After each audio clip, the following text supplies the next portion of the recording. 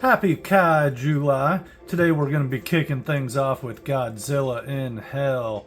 Hell yeah.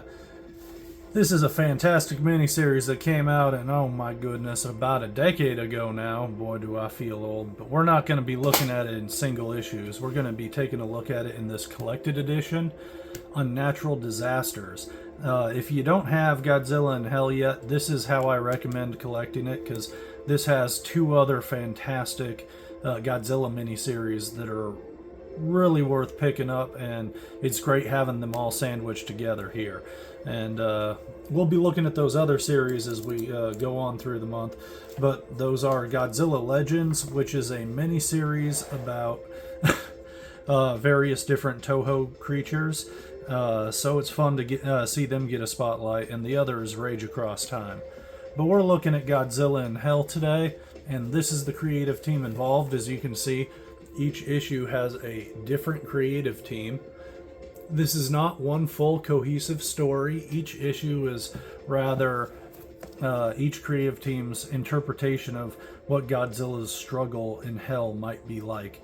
But they do all end in a fashion to where you could look at it in a chronological order sort of thing, because it is a pass the baton sort of story. It's just not each person's telling their own interpretation of what would be happening. So forgive me, I'll probably say some of these people's names wrong, but I love them all dearly. This first issue, we saw that cover right there when I had the single issue out. And this is story and art James Stokoe, who we will be seeing him involved with Godzilla again in the future. This won't be the last you hear from him, but this cover is so cool with that tail whipping around and it being made up of the legions of hell. This first page of him just dropping down into the Stygian abyss from that dark red sky. So cool. I love it. And then we get to this page right here.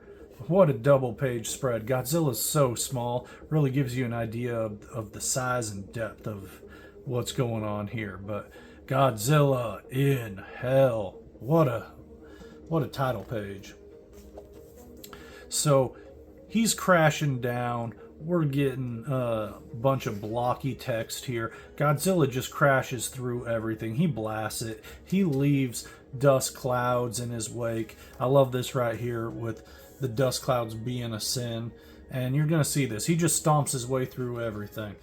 Nuclear reactors turn into giant monsters. He just smashes them. Legions of hell come at him. And he just wades his way through no matter how much they're pushing him back. He comes across his darker self. And I love that confused look he gets right there when he sees that. Because he's like, what's going on? But you'll recognize that as the cover of this collected edition they took from this page here, and that's the demonic darker self of Godzilla. And here we see more text in the in the shadows and the smoke. The dark self turns into this hell beast, throws Godzilla around. Godzilla laser blasts with his breath, does a body slam, beats the hell out of him. He gets grabbed by some tentacles, so Godzilla just charges into the mouth of this thing and blasts him from the inside out. You can't stop him.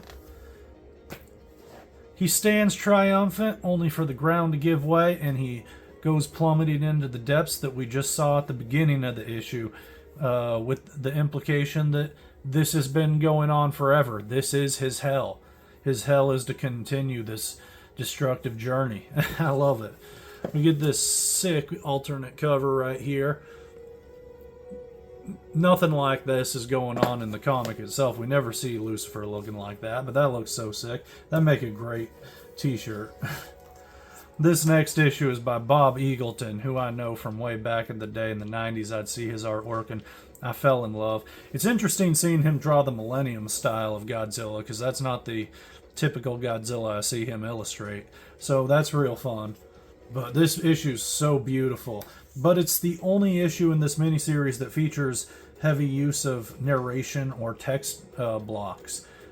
Everything else tells everything visually, and all the text is integrated into the visuals itself. But here we have a lot of narration, so that kind of throws me out of it a little.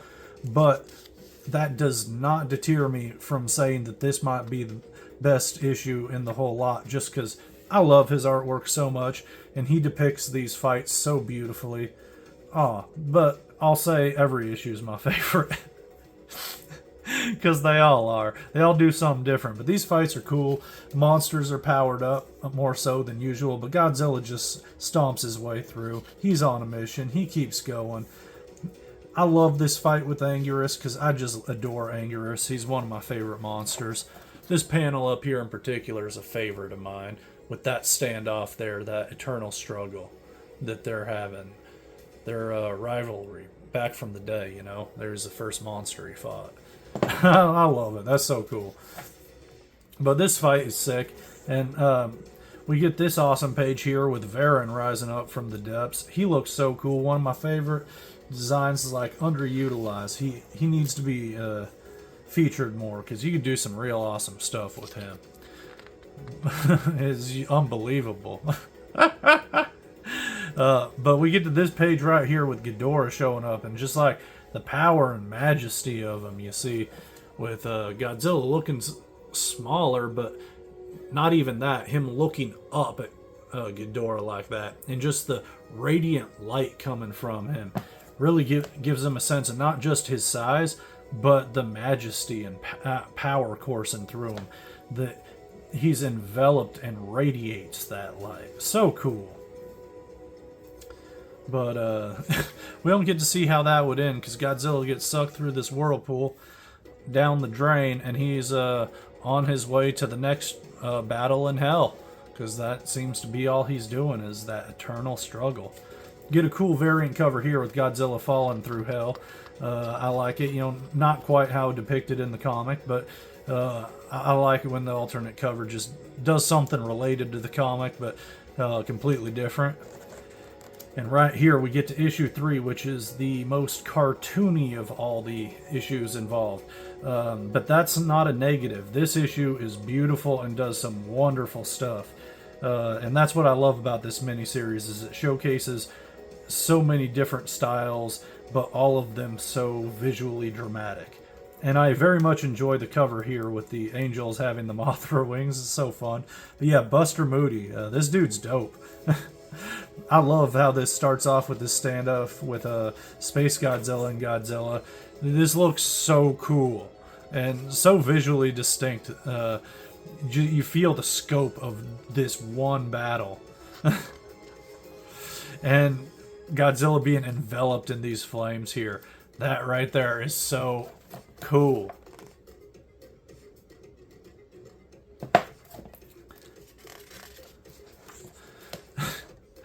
But here we get the angels swarming towards Godzilla as he's marching his way towards the heavens.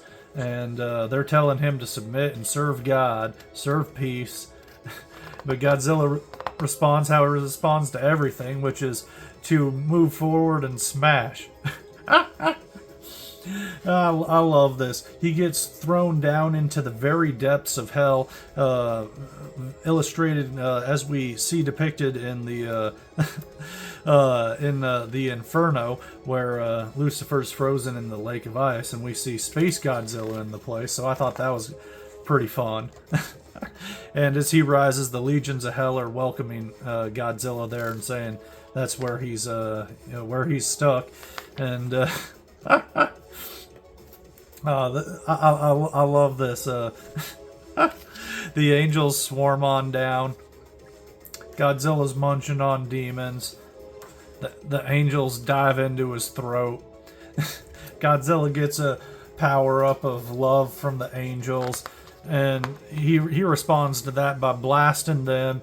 He chomps on the demons and the angels that are submitting to him because they just forsaked God and are like, hey, we'll bow to you. You're too powerful. But he just munches them. Man, this issue was the most cartoony and fun of all of these. Just what's going on. He steamrolls through everything.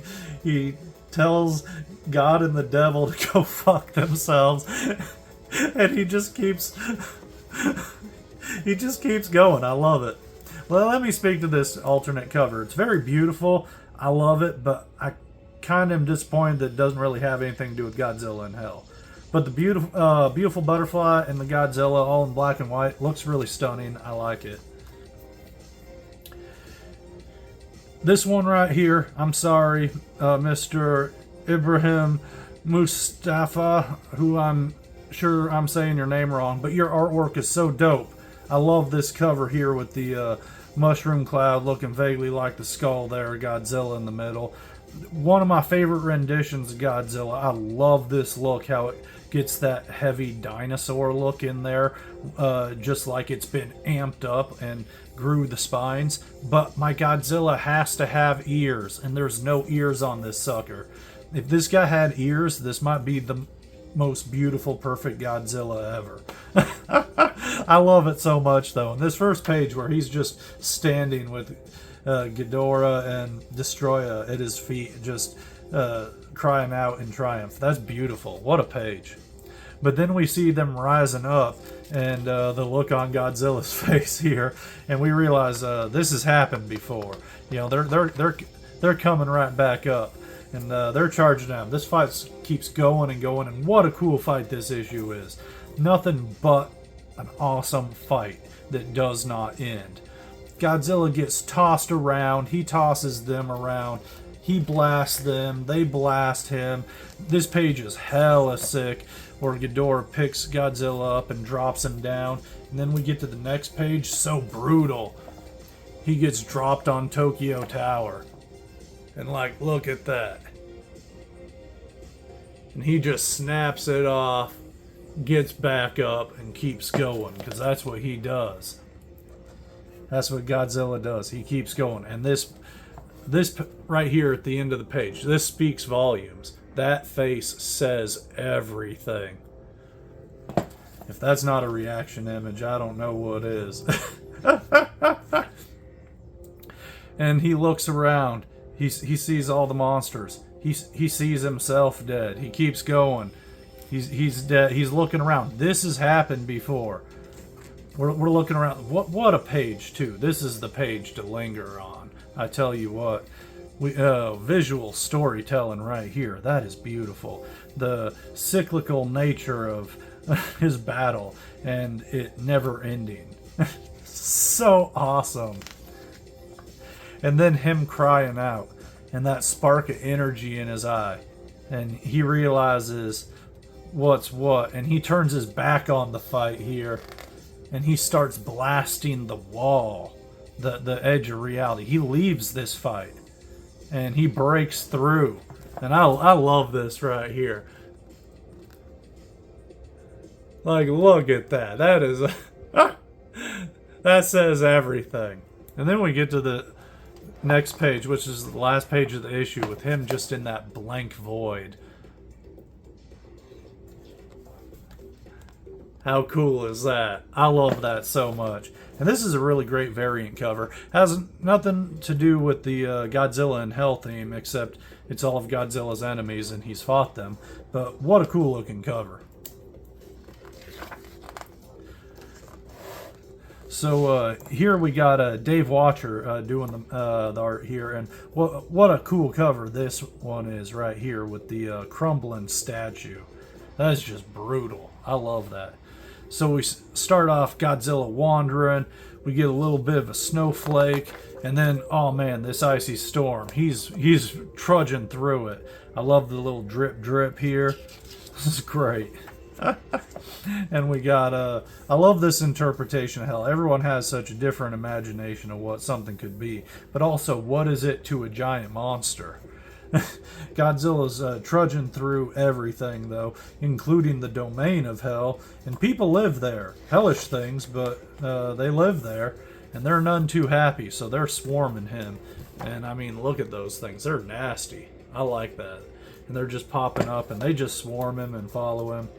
And he's on his way marching towards the heavens. And we see here there's this heavenly body guarding the top, this gate at the top of the mountain. Godzilla's trudging his way through as these monsters swarm and surround him. And as he climbs and makes his way up, the mountains crumble, the tendrils of this godly creature throw him about. He gets tossed in the rubble, but he gets back up. He gets back up, climbs up, keeps going, and then he just surrenders, and he lets himself get eaten right here. And it's just so cool. He ends up just nothing but skeleton. And that's what happens when you give up.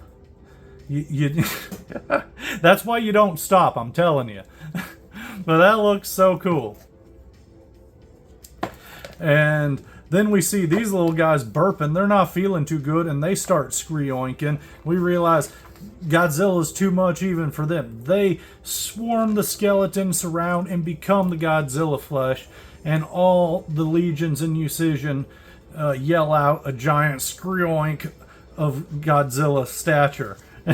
And we see that cloudy heavenly body none too happy about that as it realizes what's coming. A giant atomic Godzilla blast, and it blows a hole through him and clears the gate to heaven. And we see this ends with the only bit of dialogue, and hear this great quote. It's better to conquer yourself than to win 1,000 battles. Then victory is yours. It cannot be taken from you. Right as he walks through the gate. And then next page, he rises out of the sea. Not by angels or demons, heaven or hell. Nothing can stop Godzilla. And I love to imagine every time he's died and come back, he had to go through that journey of wading through hell and everything that entailed. What a fun story. So many visually distinct styles presenting a great eternal struggle with Godzilla always coming out on top, as it always should be. What a fun time. Thank you for joining me to read this comic and have fun with that art. And we're going to be taking a look at a single issue tomorrow. And stay with me for every day of Kaiju Calamity.